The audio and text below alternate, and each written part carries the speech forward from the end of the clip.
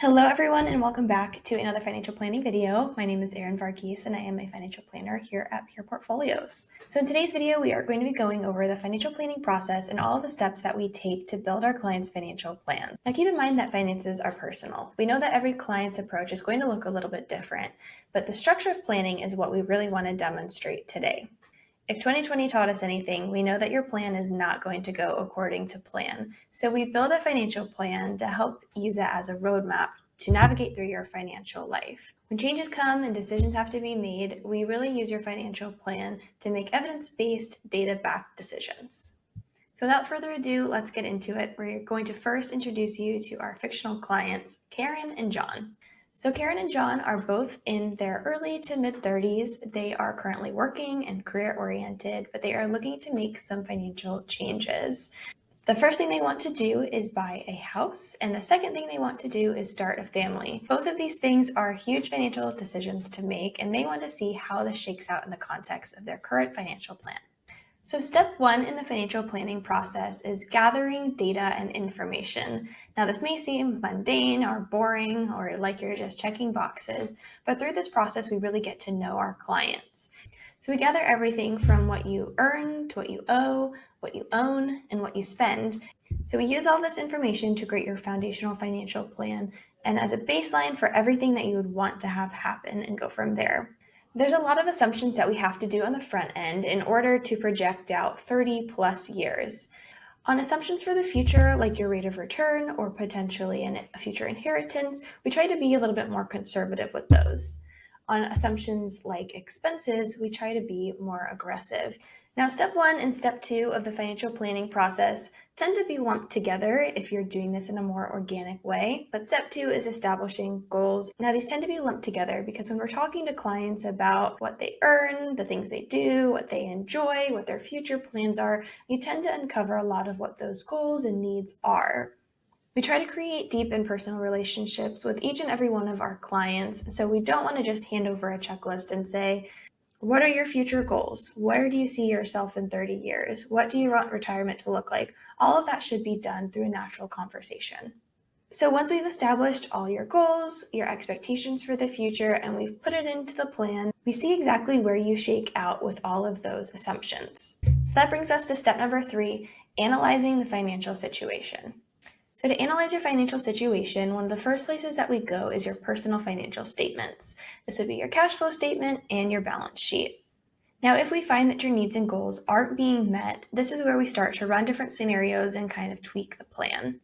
So in the case of Karen and John, they have expressed to us that they want to first buy a home and also start a family. So they want to see what the impact of those two decisions have on their full financial plan. Now, like we stated earlier, these are pretty big decisions to make and have a lifelong impact.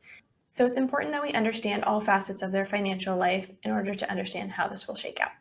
One of the resources that we use is in our financial planning software, eMoney, and that is the Decision Center. Now, I am a visual person, and I know that this helps a lot of clients really visualize what their finances look like over their lifetime. So we use this tool to do just that. This really helps us run scenarios, pull all the different levers, see what one decision versus another helps them make. Now you can see with Karen and John that the decision to buy a home and start a family comes with a few other things. One, they've expressed interest in paying for college for 4 years for their child. Again, buying the home in 2024. Because they are career-oriented, Karen and John have expressed that they do not want to stop working, so they are adding in childcare for the first 4 years of the child's life. And they have also said that they want to start taking family vacations after their child has graduated college. So all of these things are great to take into account when looking to start a family and buy your first home. So as you can see from their lifetime portfolio value, John and Karen do not run out of money. However, they do have quite a bit of value lost in their portfolio just by simply making these decisions. So what we want to do, if they're maybe not comfortable with losing $6 million in total portfolio value, we'll start to play around with these levers. So currently, John and Karen are renting. They have not yet purchased a home. So let's see what happens if we remove the home purchase from their plan. It looks like purchasing a home is one of the largest factors that impacts their financial plan. Now, the way that we've modeled in this home purchase has an impact on their financial plan in and of itself. So Karen and John have expressed interest in putting $50,000 down on the home and mortgaging the additional $400,000 for a total home purchase of $450,000. So we can start playing with a few different scenarios just within the mortgage space. Maybe they put $100,000 down versus $50,000. Maybe they look for a more affordable home. All of these different decisions will impact your financial plan. So that's why we like to look at these decisions from every angle and from a holistic standpoint. Now, after we've analyzed the financial situation, make tweaks to the current plan, we will then develop and present the financial plan. The financial planning process is never just one and done. This is something that we're constantly updating, tweaking. As your financial life changes, we will update your financial plan as well. But at this point, we have then gathered all of the data and established a foundation. Now, something I really enjoy doing with all of my clients whenever we meet is taking a snapshot of their balance sheet.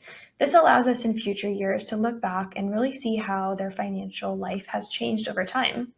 I find that clients really enjoy looking back at their balance sheet. Maybe they see a reduction in debt, an increase in their assets over time, and this really tends to be a point of encouragement. Oftentimes, the days blur together, the years blur together, and years down the line, you feel like you haven't really made progress towards your goals. But if you have that balance sheet from, say, 5 years ago, it's really great to see where you've been and how far you've come. Now we have come to step 5, and this is the step for implementation of the plan. As great as financial planning is, it doesn't work unless you actually take the steps to make the changes that are necessary. Now, whether it be increasing your savings rate, decreasing your spending, making those extra payments to your mortgage, whatever it is, it's got to be done by you. The plan doesn't work unless we implement it. By following the advice that your advisor or financial planner gives you is of utmost importance in this whole process. And finally, step number 6. This is where we monitor and review the financial plan forever and ever. As I said before, the financial planning process is never complete. Your balance sheet is never complete, and the financial plan is never a complete product. As your life changes, we'll make updates to the plan. We always want to make sure that we have the most up-to-date and correct information available so that we can help you make the best financial decisions possible. Every time we meet with our clients, we always try to confirm just the very basics of their financial plan, what they're earning, what they're spending, what has changed. Over the years, things change often, and some of those small things really add up.